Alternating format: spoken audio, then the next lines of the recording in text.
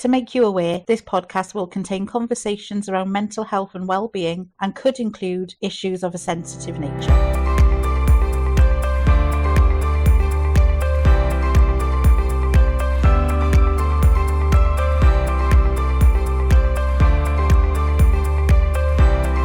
This is a podcast from 4Minds Talks CIC. It's a very different edition of the 4Minds Talks CIC podcast this time. I'm out and about in Griffithstown and we're going to be talking with Tidy Butt and 4Minds. Let's go and do it. So I'm joined on the podcast today by Matt from Tidy Butt and Sheree Williams from 4Minds. Let's start first then, Matt, with Tidy Butt. What's the mission and what was the vision of Tidy Butt? How did it get started? First of all, thanks for having us. Great to have us on the podcast. First off, Tidy Butt for me was something I started through my own experience. Struggled with mental health for the majority of my adulthood, if I'm totally honest. Back in 2020, I was probably at my lowest point, and it was at this time where I did finally pluck up the courage to speak to my wife.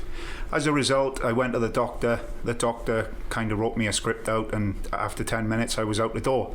For a little bit, what the doctor prescribed worked. However, same habits, same behaviour, same environment, everything kind of stayed the same really. So I was looking in my area to see if there was any people I could resonate with, any groups that I could join, any peer-to-peer support out there. And if I'm honest, there was nothing that really resonated with me.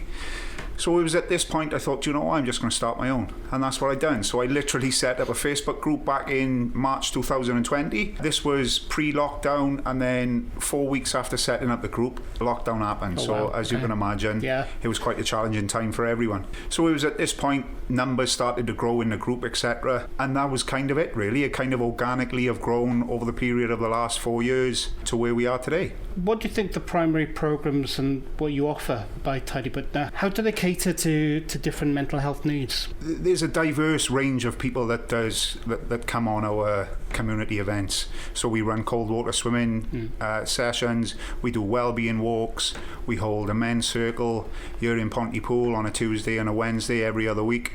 We do mental health and wellbeing presentations in sports clubs, etc. We'll touch on that a little bit more in the end. So we kind of cater for everyone's needs, and it's more of an early intervention, if I'm totally honest. If somebody is struggling, obviously with today's day and age, the big tech is saying we're connected more now than ever. However, I think you can't beat that skin-to-skin interaction where people actually come and get involved with each other. So we've got a multitude of things that we run within the community for people to be able to come and get involved with. However, we've just started, actually it's been a 12-month now, where we've run our private counselling service, so that if there is anybody that does reach out that requires any extra support, we refer them to our in-house counsellor. To Sheree. So tell me more about the mission of 4Minds and also the vision. Now, how did that get started? Well, it got started probably about 3 years ago, but I mean I've spent about 35 years plus working in the field of mental health and well-being. I kind of worked in that field for quite some time, but I retired probably about 5 years ago now due to a period of ill health, which led me to kind of do like a bit of a wake-up moment about kind of what it is that I wanted to be doing and kind of where I wanted to do that really. And I've always been very community minded, and I've always had a particular interest in supporting men's mental health initiatives, alongside other people as well. But I found more and more the work that I was doing before I retired was taking me away from that. So I really did want to be kind of going back into the grassroots then, if you like, and as well as acknowledging some marvellous charities, like Tidy Butt, acknowledging that they offer so much out there for people. So the idea behind 4Minds is that we offer an opportunity for organisations, small charities, lone trainers to come together to do collaborative pieces of work, which is great, because I think it's just something glue that brings us together then. So 4Minds is actually the glue that brings us together. I still do a lot with men's health charities. I'm the chair of Rhoda's Men's Health down in Newport, Albert, and they cover Rhondda and Taff as well, so got quite a busy time there. I do a lot around suicide prevention. But another part of me is that I actually volunteer in Rwanda as well, so I go over there twice a year also. I've always wondered about that. How did that come about? When I retired and when I wanted to come back into the world of work, it was really important to me for my well-being to do things that I'm passionate about. And I just followed my brother really over there because he runs a charity over there called Friends of Rwandan Rugby. Oh, wow. And my sister-in-law also kind of set up a cooperative over there for vulnerable women and children. Because my background is art, design, textile work before I come into mental health. I kind of went back to my roots then, if you like. So I went over there and I teach the ladies over there how to use kind of knitting machines, sewing machines, making clothes so they can fit out the children for schoolwear and stuff like that. So it just gives me a lot of joy to be able to go back to my roots then, but it also takes me away a little bit from kind of mental health as well. So it's a very kind of different kind of experience. So on that kind of subject then, kind of bringing the two organisations together now, how does Tidybird partner with other organisations and really in 4Minds as well? How do these collaborations enhance what you do? Well, for us, I think the problem is way too big for one organisation. I think so. That collaborative approach is the only way forward, to be fair. Where I've seen or benefited from working with the likes of 4Minds is like Sheree's knowledge, her experience within this industry. So for somebody like me, for instance, that have just gone off his own back and set something up and in a strange kind of way have created a bit of a monster, I think you've got the likes of Sheree and the organisation that she runs within 4Minds just gives you that little bit of a direction, is that little bit of comfort in knowing that there is somebody else there to support you, to help you through some of the things that you're going through. If there is some uncertainty around, I don't know, some of the things that you're planning or you're planning on doing within the future, Sheree is kind of that one that can pull it all together and just reassure you that you're doing everything in the correct way. So that collaborative approach, not only with Sheree but with other organisations, I think is essential, is key moving forward, I think. What about Volunteers to both organisations work? What roles do they play in supporting them? I suppose with Tidybird you've got quite a few volunteers. Yes, we've got volunteers that facilitate men's circles for us, that run our wellbeing walks, that do our cold water swims, etc. We've now got a core of ambassadors, community ambassadors that we call, that also do talks and stuff and spread the word and continue to raise awareness, etc. So we've got multiple ambassadors and volunteers that help in a multitude of different things. Talking then earlier about the collaboration. Now you mentioned it briefly, there's an event in Rodney Parade in Newport. Yes. What can you tell me about that? Yeah, we're really excited about it with Matt. Definitely. But it's not just about the Rodney Parade event, really. There's a build up to it, isn't there? Yeah, definitely. You know, and Tidybird are kind of there, right there in the front with that.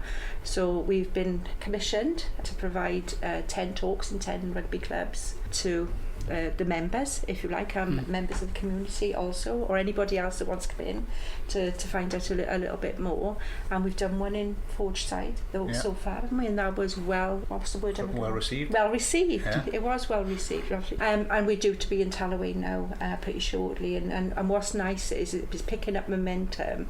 It's also picking up kind of interest as well.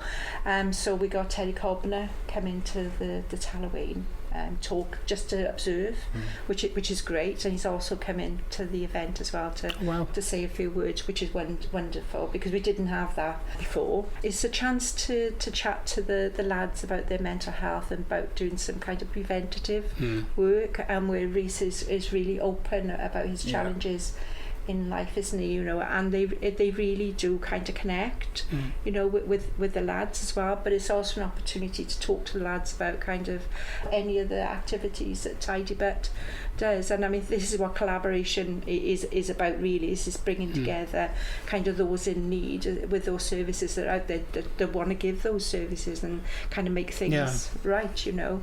So we're hoping to finish our 10 rugby sessions kind of by the end of September. So the event in Rodney Parade, we've managed, I've been overwhelmed, I got to be honest, by the amount of people that have wanted to support this project, you know. So we've got, I didn't think for 1 minute we'd fill the stalls. Wow, okay. I really didn't. The appetite is there. Yeah, the appetite is really there. We've got all those services coming together. We've got walking groups, we've got Tidy Bit there, we've got the Alzheimer's Society, we've got a gentleman who's got a charity called Goldilocks, which talks about alopecia and hair loss. Yeah, that's what I heard. Because I think what was important, wasn't it, that we looked at well-being in the greater sense. They think about well-being, but they straight away think about kind of mental health, but it's wider than that, it's bigger than that. So we've got smoking cessation are going to be there as well, and you know, so we've got a good representation of kind of the community, which is great, and I'm really looking forward to it, although it's kept me up at night, I'll be honest. But yeah, so we're really excited about it, and I think it's kind of, for me, the first of the kind, really, and it's something that I felt really passionate about for many, many years. There is a lack of pulling things together, and again, going back to 4Minds, that's what we want to do. We want to pull people together, pull organisations together as well for further opportunities kind of moving forward, because we're stronger together, aren't we? Definitely. You know, we've all got our different skills. I think for me, that's when we talked about that collaborative approach earlier on. I think for many a year now, people obviously with funding being cut, etc., things are tough for these organisations to stay running. So I think for a lot of people, when they do get users through the door, they're apprehensive about sending them and signposting to other organisations. But I think there's that many amazing things going on right now, and I think with Sheree pulling it all together down in the Rodney Parade thing, it will be a big eye-opener for anybody that does come to actually realise the amount of support that is out there. That's right, yeah. Yeah, no, absolutely. And I think that's what it's all about, really. You know, it's working together for the greater good. Definitely. Really, but it's something about not being kind of sitting in a box with it. Yeah. It's like, let's all get together and see what we've got. Because I mean, the world is full of different people, and they all got different needs. So what might suit somebody to go to Tidy Bit might not suit another person. True, yeah. So well-being is really subjective. So I mean, we're even thinking about kind of the benefits of the choirs in here as well. Oh, absolutely, so, yeah. You know, when you think about the amount of men maybe take early retirement and think it's going to be wonderful, and you know, they soon find out that actually they've lost their role, their meaning, their purpose, you know, their connections. So a choir is brilliant. You know, Mrs. Jones's knitting group is really important. You know, it's about how do we include people more into the community, and that's what 4Minds wants to do, because I've got quite a good idea about kind of what is out there, and I think, well, why don't we all just do it together? You know, let's celebrate this together. And I think sometimes there's such an emphasis on everybody being very precious with their figures too, and kind of working in isolation, and that's not what it's about. You're working for the community at the end of the day, for people. It shouldn't be about your figures, my figures. It should be just whatever help you can give. It's about empowerment, isn't it? How do we empower people? And I know you do a massive amount, you know, out there, and it's like I said, it's different services, different things, different abilities. You know, if we talk about some of the walking groups out there, they're amazing. You know, they get in men together, the camaraderie around that, the engagement around that, that's working. Something about that engagement is working. Definitely. And when they talk about kind of men haven't tended to talk and things like that, you sometimes wonder about that, don't you? Because you sometimes think, well, who's actually listening to the men? Do you know what I mean? Yeah. So they may not talk, but who's listening to them? For me, the hardest thing is getting them in. Yes, That's the thing. I think men will talk eventually. It's getting them on the walk, or it's getting them on the swim, getting them through the door. Like, how can we come up with, and I think about this a lot, I rack my brains about this a lot, and that's like, how can we appeal to men for them to be able to go, I'm going to go to this. I'm actually going to go along to it, because we've seen it within our own initiatives. We've got whether it be a swim, a walk, or one of the men's circles, etc.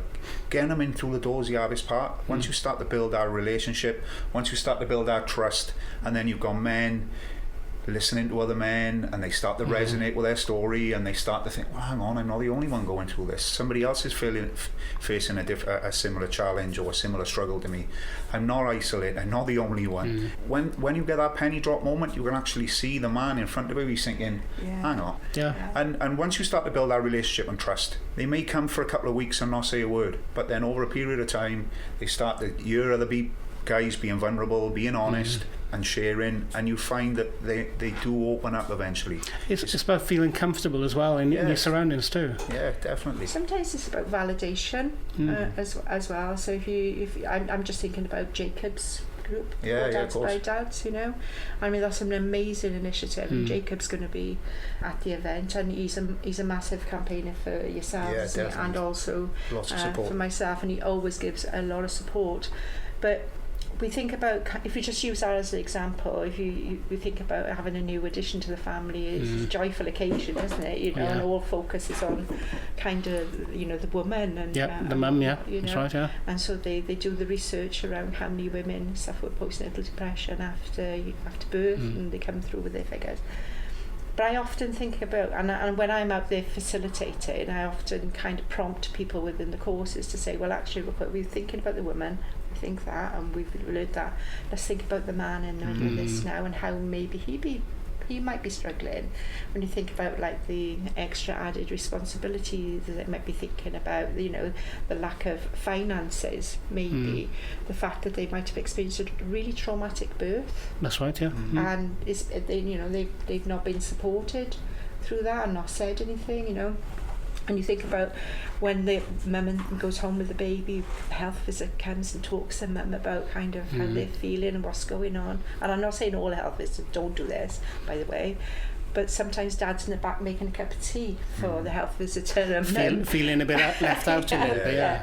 And I often hear those stories when I'm out there, you know, chatting in the courses with some of the men, and it's funny because when you've got an all-female group that you're talking to, when you start talking about things like that you can see the light bulbs going on. No, well, actually, I didn't really think about that. You know, as a man, I remember walking into the hospital with a pick a mix and walking out with a baby. that's what happens. Okay. With no manual. So all of a sudden, you're learning on the go, and it's a huge culture shock for me. Of course, massive. And then he went through that period, and for me, speaking from my own personal experience, having two boys, 17 and 15, it went from like being super needy. Now you've got to be there for the mum, you've got to be there for the child, and then it got to a stage when I'd be coming in from work and shouting to them, and they'd be running down the stairs, and they'd be giving you a clutch, etc. And then he went through another transition of life where all of a sudden dad's running them round with friends and taking them bits and bobs, and you're like a taxi, and then all of a sudden they get to an age where like friends start driving and stuff, and then you go, what do I do now? What do I do now? So like I think is multifaceted. You know what I mean? There's multiple things going on through parenthood. Absolutely, and so having a baby is one example, but menopause is another, isn't it? You know, if a woman is suffering in terms of kind of menopausal symptoms, there's generally somebody at home supporting that person. And again, if you think about a woman that's struggling with postnatal depression, there's usually somebody at home supporting that. And biggest part of the time is the partner, isn't it? So I suppose the event at Rodney Parade is all about bringing all of the organisations together, but it's more about the conversations which will be sparked from these organisations being in the same place, talking to people realising that these organisations exist. Not everybody will know an organisation is here. Everybody learns all the time. So it's about that expansion really of the knowledge and the conversations that will spark off from the back of that event. Yeah, and the importance of kind of men feeling comfortable about talking and knowing that there are, you know, support agencies out there that are happy to kind of talk and listen to what, and that's the important bit, is about kind of listening to what they have to say, really. You know, I'm really chuffed, I'm really excited about this, because I think this is something that's been needed for quite some time. And what I'm also looking forward to is, where do we go from there? Yeah, it's exciting, and it's an exciting opportunity. Yeah. There's so many things I think that we can bolt onto the back end of this moving forward. So it's a very exciting opportunity, and it's super grateful again Sheree, not only yourself, but all the other amazing organisations that's coming along on the day and going to make a huge impact within the community. Yeah. What do you think the biggest challenges are in any mission to support mental health, especially men's mental health? Well, I think you hit the nail on the head. It's getting them through the door. It's getting the engagement right, isn't it? Yeah. You know, you talk about, men will talk because they will talk shoulder to shoulder. As they walk in. I've not got that kind of face-to-face thing. It's thinking about the different way. It's communication, how people communicate as well, isn't it? Yeah. A lot of our guys that require a bit of support is very good at messages. Is very good at messages, so we get a lot of messages via Messenger, Facebook Messenger. Instagram is another thing. We get a lot of people actually reaching out via Messenger. Now it's a different beast if you would have to get them through the door and have a face-to-face conversation. So again, as I said earlier on, trying to build that relationship through messages to begin with is essential, and then we can, like I said, from my perspective, using our collaborative approach and signposting to other organisations, because I think when I first started I wanted to change the world. I think, as we all do, you think, I can do this, I can do that, and you're spinning that many plates in the end, when there's so many other amazing organisations out there that I could just signpost to, or we could signpost to as an organisation, which are doing incredible things. And it's just having that awareness, is having that understanding that there is other organisations out there, and it doesn't make you any less of an organisation if you do so. So you're still important, and you're still at the forefront of the community, and you're still helping people, etc. So it's just about trying to get these guys through the door, whether it be, because I think for a lot of people, when we talk about mental health, we automatically talk about talking, don't we? Yes. We talk about talking. We got to get these men to talk. We got to get them to talk. It's good to talk. Yeah, it's amazing to talk, right? But there's also many other forms of expression for these guys. There's lots of somatic things that men can do in order from, maybe they're struggling with anger, maybe there's frustration, or multiple things going on within their life that a cold water dip. Like, some guys come on a swim, they don't even say anything, but I know that they're okay. Basically, is it that cold and they can't speak? Yeah. But there's many forms. I think there's a lot of us are overthinking now in today's age. There's so many pressures with work, family, money worries. There's tons of stuff that's going on in the world right now. So finding some form of expression to begin with, I think, is really important. And there's tons of somatic work. There's cooking, there's playing the guitar, there's art, there's drumming, there's so many different, there's dance, like ecstatic dance, breath work, there's tons of yoga, there's tons of different ways that people can use to express and start that journey. It doesn't always have to start with talking, but seeking some kind of support, I think, is essential. Yeah, no, absolutely. And I think you're right, and I think that's what I observed over the years. There's this automatic thing to put them into a service provision, or you've got to go and do that. Well, might not suit them, you know what I mean?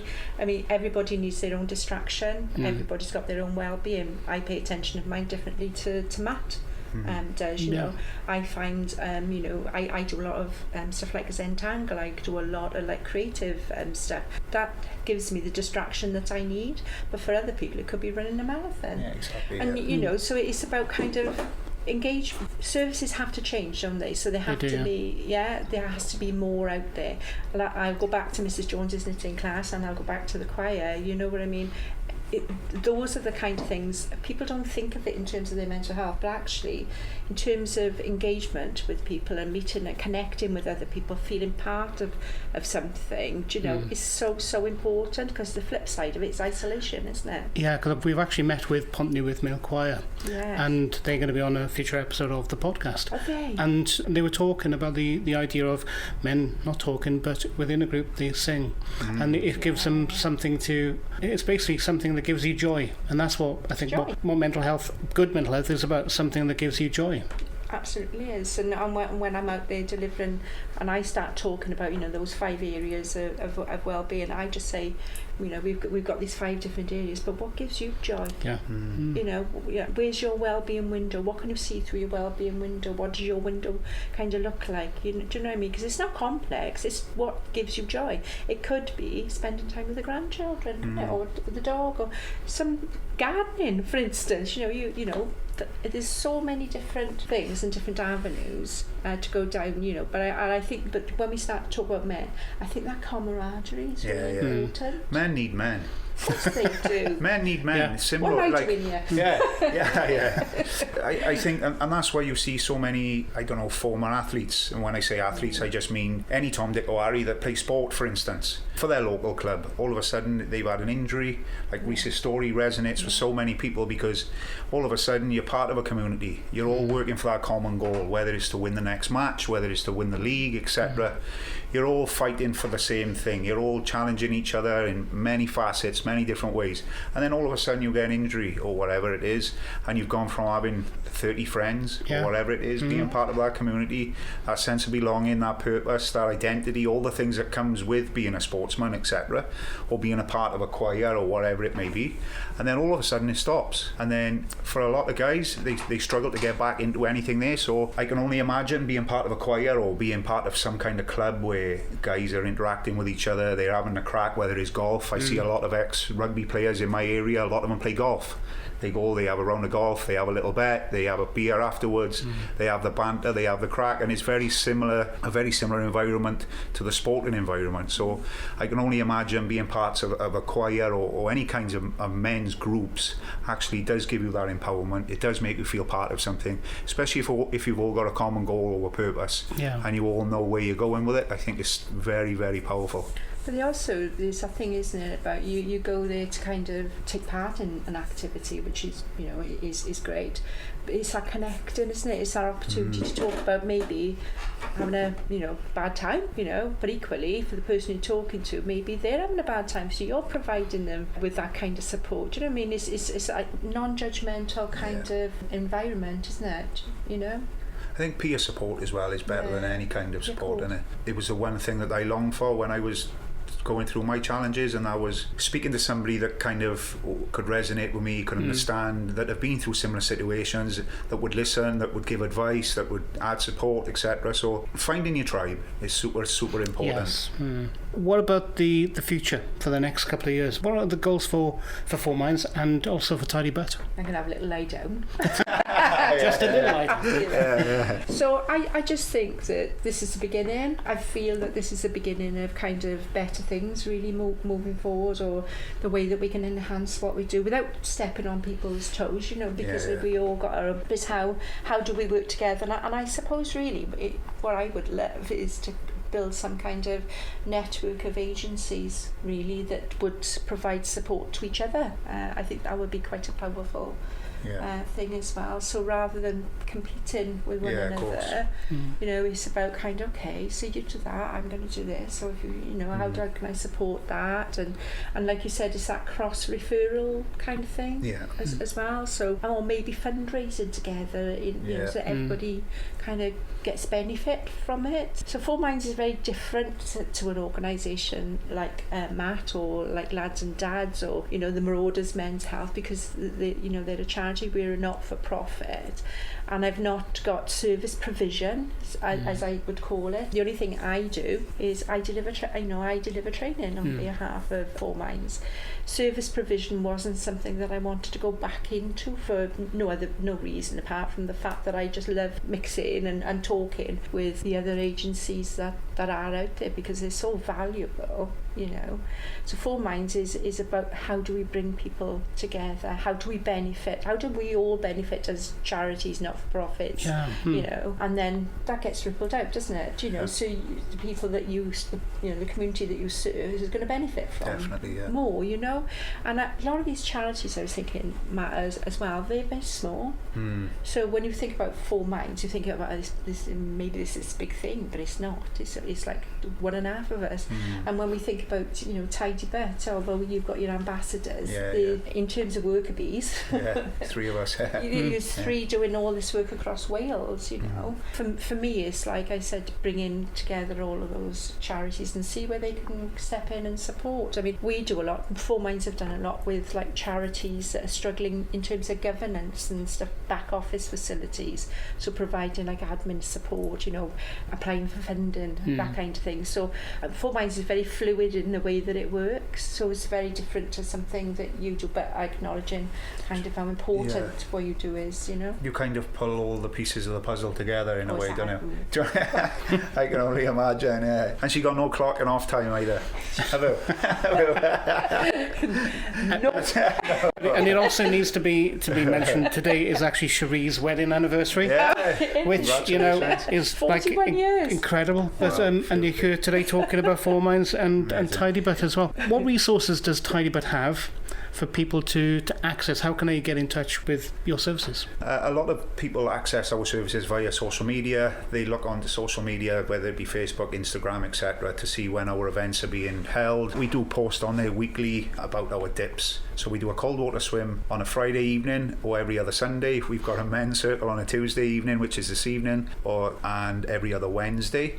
We also do a wellbeing walk as well every other Saturday. So there's something going on every week. We also do mental health and wellbeing presentations, etc., that we're collaborating with 4Minds around. But a very exciting thing for us, back like 5 years ago when I started this, it was always like a wellness hub, a wellbeing centre of some sort. And we've been very lucky over the last couple of weeks that an opportunity have come up for a space for us up in Pontypool, where we've currently got a little office that we have our counsellor go there, we do some admin, etc. But underneath have just become available, so we're in the process at the moment now of applying for planning permission to be able to turn this space into a wellbeing /wellness club. Wow. So we are hoping to serve the community with amazing coffee, with an amazing atmosphere, great vibes, where people can come along, they can integrate within in the community. We're in talks at the moment with ITEC, like educational provision in Cwmbran, to see whether we could potentially give some young people some work experience, whether it would be something that people maybe getting back into the community who are struggling with anxiety, with social interaction, etc. Maybe they could come along and start to integrate back into the community via some work, etc. So there's tons of different things that we've got ideas for at the moment. We can run yoga classes, somatic practices, multiple things from there. It's only a small little unit, but I think it could have a really positive impact on the community, so we're super excited for that as well moving forward. Yeah, that's great news. I think also you've done a lot of work in schools as well, haven't you? Yeah, again, organically over the period of the last couple of years, when myself and co-founder Reese, we done our mental health and wellbeing presentation, delivered it. The first one we ever delivered was in a coffee shop in Killeen. Wow, okay. and what we did, there was a few guys in the coffee shop. You had the owner, you had another couple of guys in there. We said, do me a favour, boys, come and have a look at this for 5 minutes. Literally, that's what we did. And they were like, boys, you're onto something here. So we kind of went from there, and Torvine Sports actually put a bit of a day together where there was managers from a multitude of organisations. Torvine Sport have been a massive supporter of ours since day one. So off the back end of that, we went into all the schools in Torvine. We've gone into corporate spaces, businesses or organisations, the likes of Admiral and stuff like that, which we never ever thought would have been possible. So again, it's just been organic growth over the last couple of years for us, because we all still work full time. So it has been a challenge. However, get so much payback from it. I think one of the 5 ways of well-being is to give. It is, and for us as an organisation, we absolutely love going above and beyond for people and giving whatever we can to support people in that regard. So. Yeah. And think all the feedback I've ever had in terms of when I'm out talking and Tidybutt's name comes out, have you seen Sheree and Matt do the tour? It's amazing. And I know it's amazing. It is really amazing. It's really powerful for those people that haven't. If they get an opportunity to watch it, or take part in, their awareness raising sessions, really important. It is really good. But there is some kind of other motive behind everything that we do, really, isn't there? When we think about the suicide rate for men, and our work is around prevention, very very much so, isn't it? It's about self-care, and before somebody reaches that pitch where they're feeling so hopeless. So one of the messages really for the talks that we're doing really is around kind of suicide prevention. But there's also kind of messages in there as well about drugs and alcohol, those poor coping strategies that men tend to use, and women, but more so kind of to men. So there's a kind of a message in there about that as well, because I think we are tackling kind of mental health and well-being. Hopefully we're going to have an impact on kind of people's thoughts around suicide.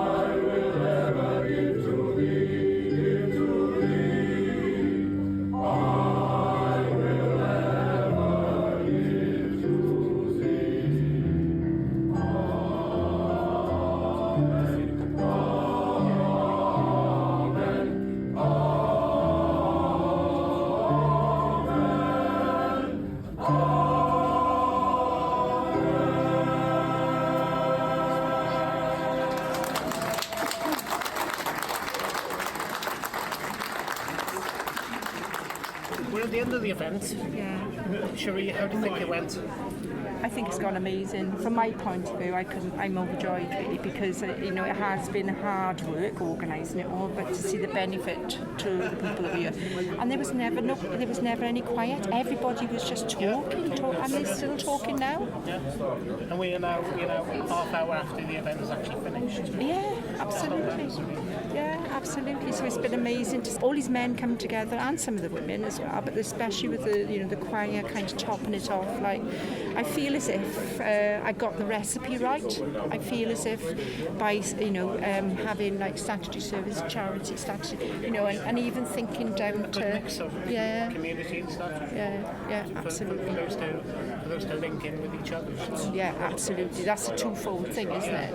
At the end of the day, is understanding what everybody's doing and where they kind of, where everything ties in. So I think it's been good. Really good. So the final question, I suppose, would be, when we doing it again? I'd love this to be an annual event. I really would. And I think for me, we've tried it now with all the kinds of different agencies. We want maybe some like trainers out there as well to come in, because for me personally, what I believe is, the trainers that are going out delivering like mental health stuff, they need to know about these agencies as well, so that when they're out facilitating, they can kind of spread that into their training. Like a lot of the times I will, I'll say, well, this does that, and this link up with them. Connecting the dots, isn't it? Yeah. Sheree, I think like I said, on behalf of many of the organisations here tonight, it's been an incredible event. So thank you. Thank you. No, that's brilliant. Thank you for that. It's great. So it's a very special edition of the 4Minds Talk CIC podcast. Here and then from Sheree Williams from 4Minds and Matt from Tidy But. If you do need to get in touch with us on social media, you can find us at 4Minds Talk CIC. The website 4mindstalkcic.org.uk. Not forgetting, find us and send us a message and be part of this podcast on WhatsApp. If you'd like to be involved in the podcast, please message or voice note on WhatsApp. Our number is 07851 138 610. This is a podcast from 4Minds Talks CIC.